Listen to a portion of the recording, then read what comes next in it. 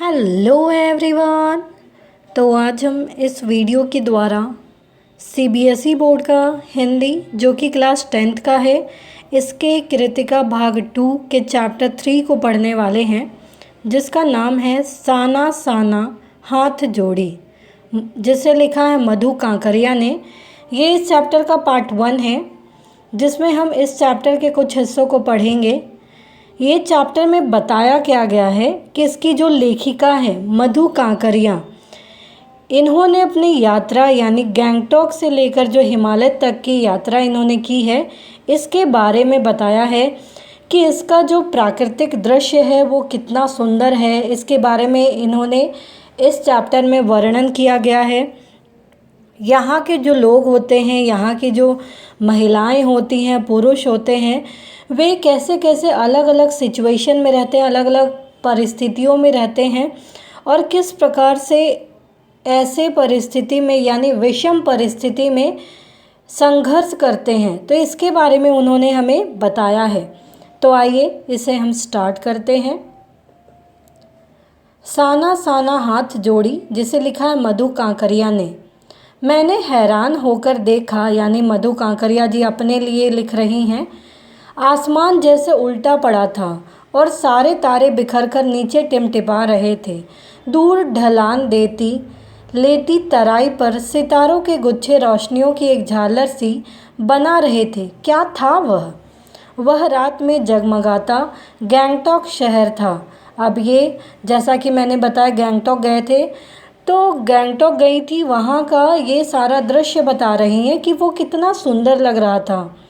इतिहास और वर्तमान के संधि स्थल पर खड़ा मेहनतकश बादशाहों का एक ऐसा शहर था जिसका सब कुछ सुंदर था। सुबह शाम रात कुछ भी कह लो, ये गैंगटॉक बहुत ही सुंदर जगह।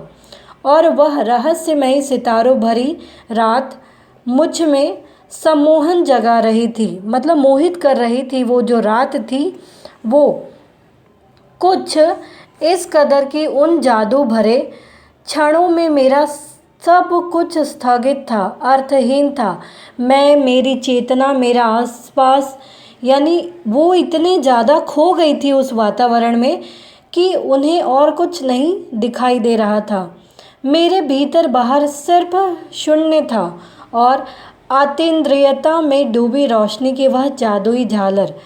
अतीन्द्रियता मतलब इंद्रियों से परे, जो आँख नाक कान मुँह है, ये जो इंद्रियां हमारी, इससे परे ही वो किसी और ही दुनिया में थी, ऐसा उनको प्रतीत हो रहा था। धीरे धीरे एक उजास, उजास यानी प्रकाश, रोशनी उस शून्य से फूटने लगा।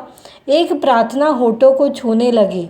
साना साना हाथ जोड़ी गर्दहूँ प्रार्थना, हमरो जीवन तिमरो कसौली। छोटे छोटे हाथ जोड़कर प्रार्थना कर रही हूँ कि मेरा सारा जीवन अच्छाइयों को समर्पित हो। इसका ये अर्थ है, ऐसे हाथ जोड़कर ये प्रार्थना कर रही हैं। आज सुबह की प्रार्थना के ये बोल मैंने एक नेपाली युवती से सीखे थे कि किस प्रकार वो लोग प्रार्थना करते थे। सुबह हमने यूमथांग के लिए निकल पड़ना था, पर आंख खुलते ही मैं बालकनी की तरफ भागी। यहाँ के लोगों ने बताया कि यदि मौसम साफ हो तो बालकनी में से कंचनजंगा दिखाई देता है। हिमालय की तीसरी सबसे छोटी सबसे बड़ी चोटी कंचनजंगा, हिमालय की तीसरी सबसे बड़ी चोटी है, वो है कंचनजंगा। पर मौसम अच्छा होने के बावजूद आसमान हल्के हल्के बादलों से ढका था। पिछले वर्ष की ही तरह इस बार भी बादलों के कपाट यानी दरवाज़ा ठाकुर जी के कपाट की तरह बंद ही रहे। तो इसके कारण क्या हुआ कि ये कंचनजंगा नहीं देख सकी, क्योंकि बादल थे वहाँ। कंचनजंगा न दिखनी थी, न दिखी, पर सामने ही रकम रकम यानी तरह तरह के रंग बिरंगे सारे, इतने सारे फूल वहाँ देख पड़े कि लगा मानो फूलों के बाग में मैं आ गई हूँ। इनको ऐसा प्रतीत हो रहा था, भले इन्होंने कंचनजंगा न देखा हो, लेकिन इनको ऐसा प्रतीत हो रहा था जैसे फूलों का एक बाग हो। बाग यानी गार्डन। बहरहाल गैंगटॉक से 149 किलोमीटर की दूरी पर युमथांग था। युमथांग यानी घाटियाँ। सारे रास्ते हिमालय की गहनतम घाटियाँ और फूलों से लदी वादियाँ मिलेंगी आपको। ड्राइवर कम गाइड जितेन नार्गे मुझे बता रहा था। जितेन जो गाइड था इनका, वो बता रहा था, जो कि ड्राइवर भी था, यहाँ की सुंदरता के बारे में।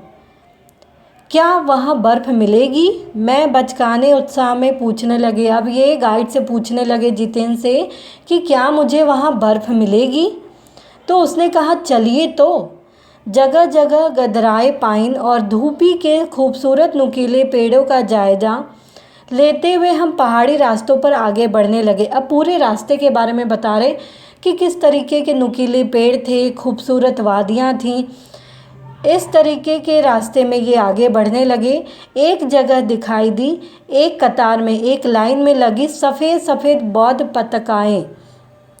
पताकाएँ, यानी ये झंडा टाइप से होता है,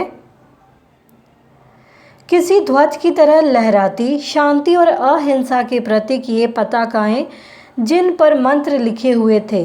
नार्गे ने बताया, यहाँ बुद्ध की बड़ी मान्यता है। जब भी किसी बुद्धिस्ट की मृत्यु होती है, उसकी आत्मा की शांति के लिए शहर से दूर किसी भी पवित्र स्थान पर 108 श्वेत पताकाएँ फहरा दी जाती हैं, नहीं तो इन्हें उतारा नहीं।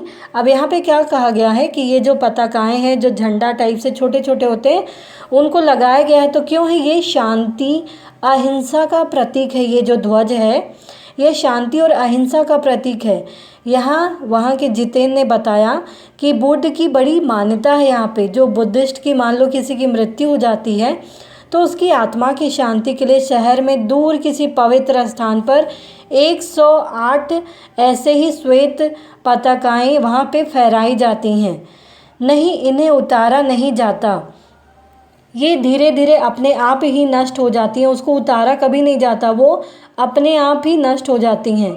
कई बार किसी नए कार्य की शुरुआत में भी ये पताकाएँ लगा दी जाती हैं, पर वे रंगीन होती हैं। नार्गे बोलता है कि मेरी नज़र उसकी जीप में लगी दलाई लामा की तस्वीर पर टिकी हुई थी। कई दुकानों पर भी मैंने दलाई लामा की ऐसी तस्वीर देखी थी। अब लेखिका कह रही हैं कि सफ़ेद रंग का तो हमने देखा कि किसी भी बुद्धिस्ट की मृत्यु हो जाती है तो वहाँ पे 108 पताकाएँ लगाई जाती हैं और वो खुद ब खुद नष्ट हो जाती हैं, उसे उतारा नहीं जाता। लेकिन अगर किसी शुभ काम की शुरुआत करनी हो तो उसके लिए रंग बिरंगे पताकाएँ लगाई जाती हैं। ये सारी बातें हो रही थी तो लेखिका की जो नज़र है वो दलाई लामा की तस्वीर पर टिकी हुई थी। हिचकोले खाती हमारी जीप थोड़ी और आगे बढ़ी।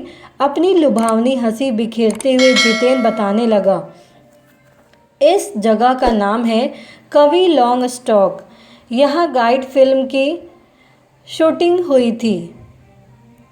तिब्बत के चिस्खे बमसन ने लेप्चाओ के शोमेन से कुंजतेग के साथ संधि पत्र पर यही हस्ताक्षर किए थे। अब बता रहे यहाँ पे कि इसको कहते हैं हम लोग कवि लॉन्ग स्टॉक, जो कि यहाँ पे गाइड फिल्म की शूटिंग भी हुई थी। और तिब्बत के चिस्बे बमसन ने, जो व्यक्ति हैं, उन्होंने लेप्चाओ के शोमेन से कुंजतेग के साथ संधि जो पत्र साइन किया था वो भी यहीं किया था। एक पत्थर यहाँ स्मारक के रूप में भी है। लेप्चा और भूटिया सिक्किम की इन दो स्थानीय जातियों के बीच चले सुदीर्घ झगड़ों के बाद शांति वार्ता का शुरुआती स्थल है। कौन सा स्थल है? लेप्चा और भूटिया। ये जो पत्थर, यहाँ का जो स्मारक है, वहाँ के बारे में बताया गया है कि दो जातियों के बीच में झगड़ा हुआ और उसकी शांति वार्ता की शुरुआती स्थल यहीं से हुई थी।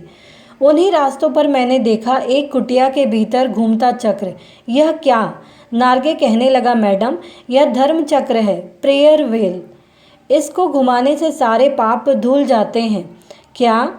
चाहे मैदान हो या पहाड़, तमाम वैज्ञानिक प्रगतियों के बावजूद इस देश की आत्मा एक जैसी।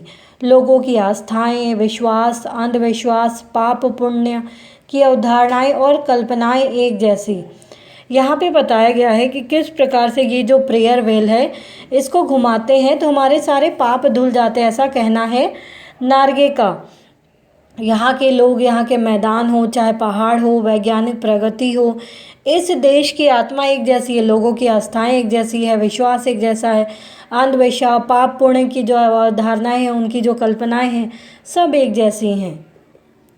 रफ्ता रफ्ता यानी धीरे धीरे हम ऊंचाई की ओर बढ़ने लगे।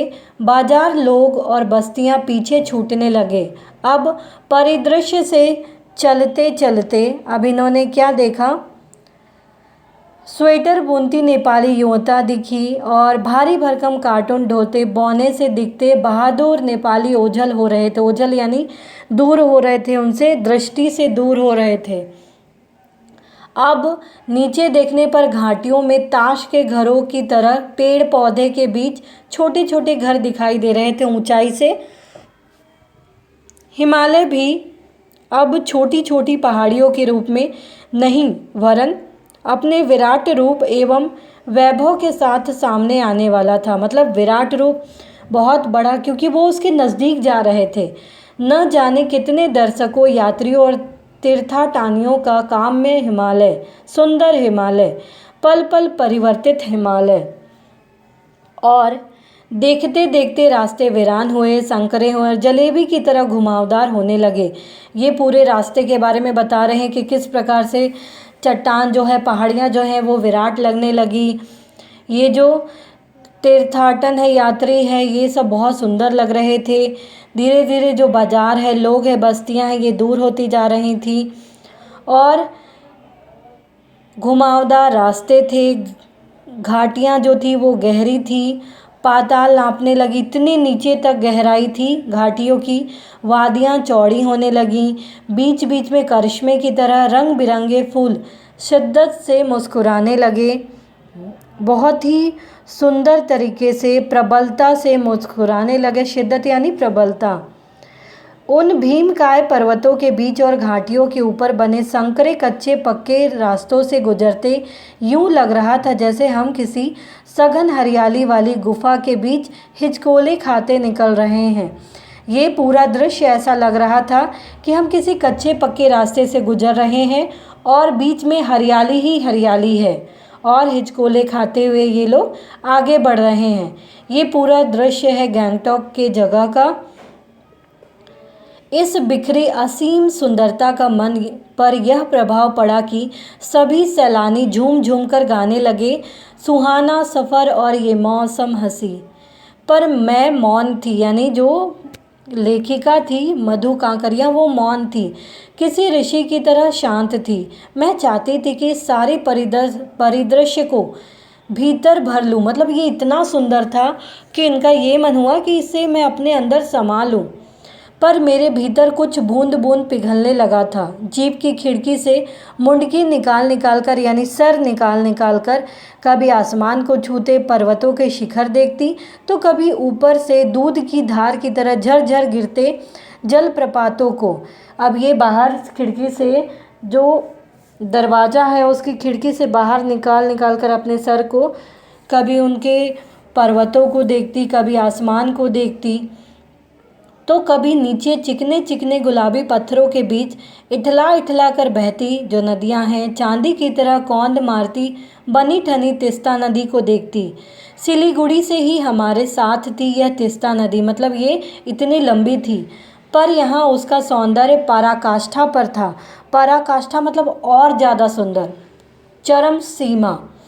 इतनी खूबसूरत नदी मैंने पहली बार देखी थी। मैं रोमांचित थी, पुलकित थी, चिड़िया के पंखों की तरह हल्की थी। मेरे नखपति, मेरे विशाल। मैंने हिमालय को सलामी देनी चाहिए कि तभी जीप एक जगह रुकी। खूब ऊंचाई से पूरे वेग के साथ ऊपर शिखरों के भी शिखर से गिरता फेन उगलता झरना। इतनी ऊपर से झरना गिर रहा था। इसका नाम था झरना का सेवन सिस्टर्स वाटरफॉल। फ्लैश चमकने लगे। सभी सैलानी इन खूबसूरत लम्हों की रंगत को कैमरे में कैद करने में खो गए, मशगूल हो गए। ये जो इसकी जो सुंदरता थी, सारे लोग इसे कैद करने में लग गए। आदिम युग की किसी अभिशप्त यानी किसी को श्राप दिया हो, शापित किया हो राजकुमारी सी मैं भी नीचे बिखरी भारी भरकम पत्थरों पर बैठ झरने के संगीत के साथ ही आत्मा का संगीत सुनने लगी। थोड़ी देर ही बहती जलधारा में पांव डुबोया तो भीतर तक भीग गई। मन काव्यमय हो उठा, सत्य और सौंदर्य को छूने लगा। ये जो एहसास था ये इतना सुंदर था कि ये उसमें खो गई। जीवन की अनंतता का प्रतीक वह झरना, उन अद्भुत अनूठे क्षणों में मुझ में जीवन की शक्ति का एहसास हो रहा था। इस कदर प्रतीत हुआ कि जैसे मैंने स्वयं भी देश और काल की सरहदों, जिसका सीमा होता है अर्थ, से दूर बहती धारा बन बहने लगी हूँ। अब वो खुद भी अपने आप को धारा सोच रही हैं, वो धारा बनकर बह रही हैं। भीतर की सारी तामसिकताएं यानी जो कुटिलताएं हैं और दुष्ट वासनाएं, जो बुरी ख्याल है, इस निर्मल धारा में बह गईं।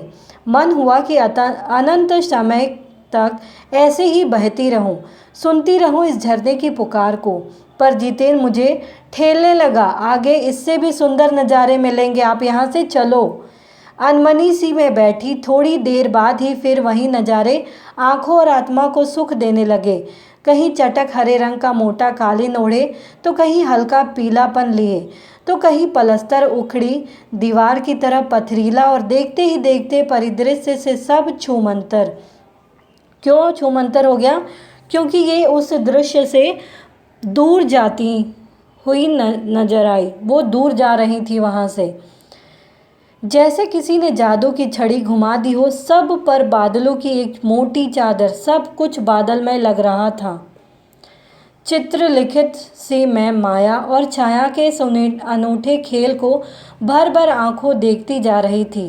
प्रकृति जैसे मुझे सयानी यानी समझदार या चतुर ऐसे कह सकते हैं, बनाने के लिए जीवन रहस्यों का उद्घाटन करने पर तुली हुई थी। धीरे धीरे धुंध की चादर थोड़ी छटी, मतलब आसमान थोड़ा साफ लगने लगा। अब वहाँ पहाड़ नहीं, दो विपरीत दिशाओं से आते छाया पहाड़ थे, और थोड़ी देर बाद ही वे छाया पहाड़ अपने श्रेष्ठतम रूप में मेरे सामने थे। किस प्रकार से वो पहाड़ इतना ऊंचा था, ये सारी चीज़ें लेखिका को दिख रही थी। जीप थोड़ी देर के रुकवा दी गई वहाँ पे। मैंने गर्दन घुमाई, सब और जैसे जन्नत बिखरी पड़ी थी। इतना सुंदर वो नज़ारा था, नज़रों के छोर तक खूबसूरती ही खूबसूरती, अपने को निरंतर दे देने की अनुभूति कराते पर्वत, झरने, फूलों, घाटियों और वादियों के दुर्लभ नज़ारे देखने को मिल रहे थे। वहीं कहीं पे लिखा था थिंक ग्रीन। आश्चर्य, पल भर में ब्रह्मांड में कितना कुछ घटित हो रहा था। सतत प्रवाहमान झरने, नीचे वेग से बहती तिस्ता नदी, सामने उठती धुंध, ऊपर मंडराते आवारा बादल, मध्यम मध्यम हवा में हिलोरे लेते प्रियोता और रोडोडेंड्रो के फूल, ये फूल का नाम है, सब अपनी अपनी लय और तान प्रवाह में बहते हुए चैरवेती और समय के इसी सतत प्रवाह में तिनके सा बहता हमारा वजूद। तो यहाँ पे चैरवेती मतलब चलते रहो, वजूद यानी अस्तित्व। तो ये सारी जो फूल है, वहाँ का हवा है, वहाँ के जो पहाड़ी इलाके हैं, नदियाँ हैं, ये सारी चीज़ें बहुत ही खूबसूरत नज़र आ रही थी। पहली बार एहसास हुआ जीवन का आनंद यही चलायमान सौंदर्य। संपूर्णता के उस क्षणों में मन इस बिखरे सौंदर्य से इस कदर एकात्म हो रहा था कि भीतर बाहर की रेखा मिट गई थी। आत्मा की सारी खिड़कियां खुलने लगी थी। मैं सचमुच ईश्वर के निकट थी। सुबह सीखी प्रार्थना फिर होठों को छूने लगी, यानी गुनगुनाने लगी। साना साना हाथ जोड़ी कि तभी वह अतीन्द्रिय संसार खंड खंड हो गया। वहाँ महाभाव सूखी टहनी सा टूट गया। जिस चीज़ में ये खोई हुई थी, जिस सुंदरता में, वो कहीं इनको पता चल गई, वो खंड हो गया इनका। दरअसल मंत्र मुग्ध सी मैं तंद्रिल अवस्था में ही थोड़ी दूर तक निकल आई कि अचानक पाँव पर ब्रेक सी लगी, जैसे समाधिस्थ भाव में नृत्य करती किसी आत्मलीन नृत्यांगना के नुपुर अचानक टूट गए हों, कि कोई इस प्रकार से ये अचानक से जीप रुकी, जैसे कि मानो कोई व्यक्ति नाच रहा हो, नृत्यांगना नाच रही हो और उनके पायल टूट गए हों। मैंने देखा इस अद्वितीय सौंदर्य से निरपेक्ष कुछ पहाड़ी औरतें पत्थरों पर बैठी पत्थर तोड़ रही थीं। गूथे आटे सी कोमल काया पर हाथों में कुदाल और हथौड़े, कईयों की पीठ पर बंधी डोको यानी बड़ी टोकरी में उनके बच्चे भी बंधे हुए थे। कुछ कुदाल को भरपूर ताकत के साथ जमीन पर मार रही थी।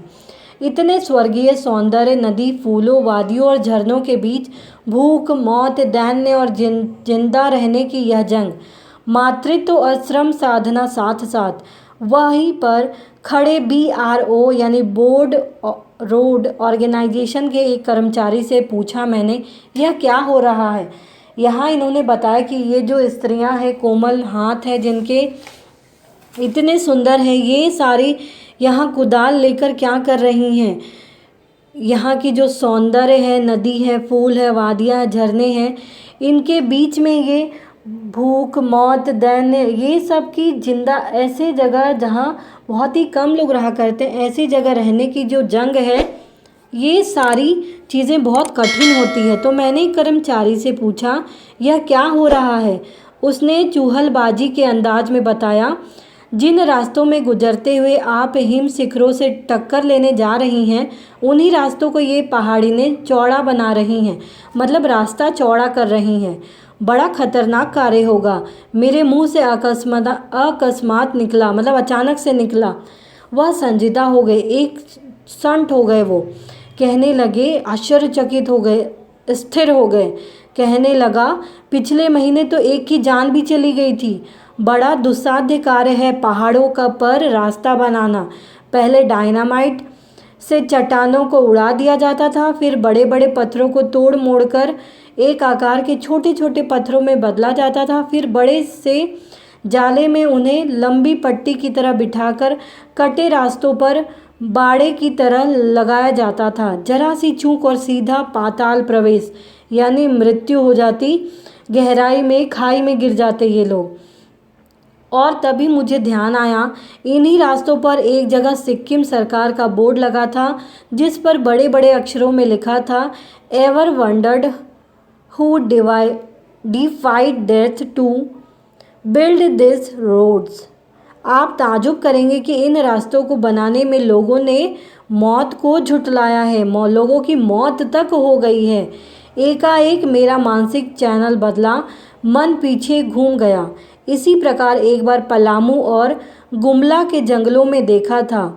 पीठ पर बच्चे को कपड़े से बांधकर पत्तों की तलाश में वन वन डोलती आदिवासी युवतियाँ। ये झारखंड में है, पलामू और गुमला। उन आदिवासी युवतियों के फूले हुए पांव और इस पत्थर तोड़ती पहाड़ियों के हाथ में बड़े ठाठे एक ही कहानी कह रहे थे। क्या थी वो कहानी, इसके बारे में देखते हैं क्या लिखा है यहाँ पे।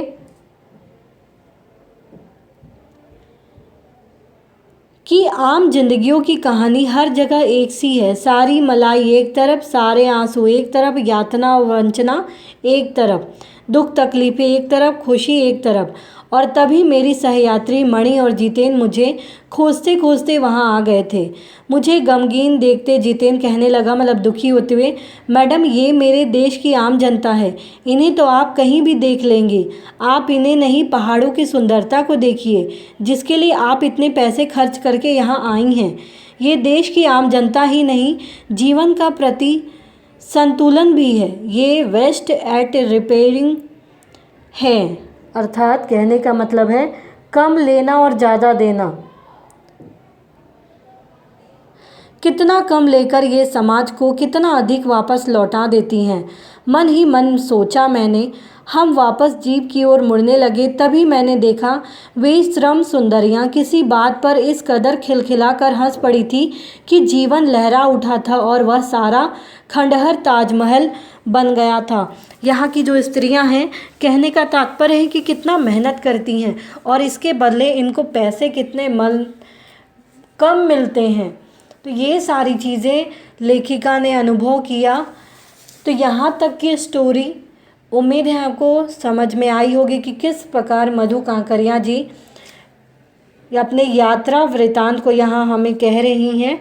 इसके पार्ट 2 को इससे नेक्स्ट वीडियो में देखेंगे। तो उम्मीद है आपको ये चैप्टर का आधा भाग समझ में आया होगा। तो प्लीज़ आप इस वीडियो को लाइक करना, शेयर करना, सब्सक्राइब करना, कमेंट करना ना भूलें। Thank you.